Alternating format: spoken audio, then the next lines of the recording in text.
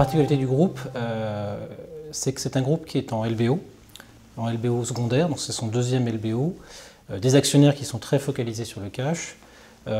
Donc du coup, il a fallu, je dirais, revoir complètement la stratégie du groupe par rapport au cash. L'outil Cashsolve a été un des outils qui a permis typiquement d'essayer d'amener le groupe petit à petit à une culture de plus en plus cash. Avant Cashsolve, très classiquement, dans l'ensemble des groupes, je dirais le plus gros ERP du monde, c'est Excel.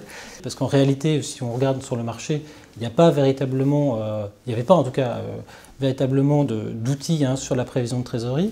Et donc on utilisait Excel. Et il y a un moment donné, le groupe s'est rendu compte que ça ne suffisait pas. Le principe était de dire il faut qu'on ait des indicateurs qui soient tous communs. La chance qu'on a eue quand on a commencé le projet, c'est qu'on avait un ERP, enfin pas un ERP, un outil de reporting qui était commun déjà à l'ensemble du groupe. Et l'idée a été tout de suite de vouloir agréger et de faire communiquer de façon très importante à la fois l'outil Cashsolve et l'outil justement de reporting. Et donc maintenant on a mis en place un reporting sur lequel effectivement on a les éléments réels, les éléments prévisionnels. Et donc maintenant, nous, notre rôle au niveau de la trésorerie, c'est bien d'alerter la direction générale sur potentiellement des dérapages. Le gros bénéfice, c'est que déjà, on a tous des indicateurs qui sont identiques. C'est-à-dire que tout le monde parle exactement le même langage. L'autre élément, c'est qu'il y a une industrialisation du processus de trésorerie. C'est-à-dire que le cauchemar du trésorier, qui est la consolidation d'une prévision de trésorerie, parce que c'est pas le tout tout trésorier est à peu près capable de faire une prévision de trésorerie dans Excel, bien sûr, sauf que à un moment donné, la consolider, ça devient un exercice qui est très compliqué. De ce point de vue-là, Cashsolve aide énormément à industrialiser le processus.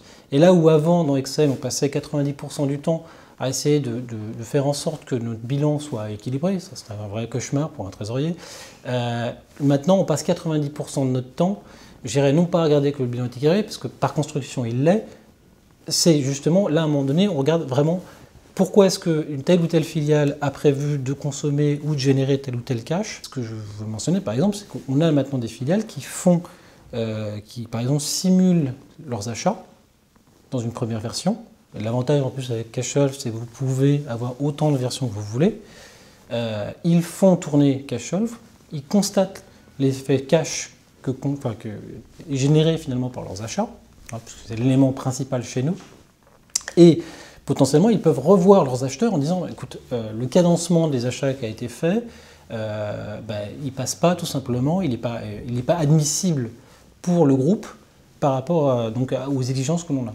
Et donc ils font retourner plusieurs fois et on peut avoir plusieurs versions d'un certain nombre de filiales. Et c'est là où je dis, pour nous c'est le pari est gagné quelque part.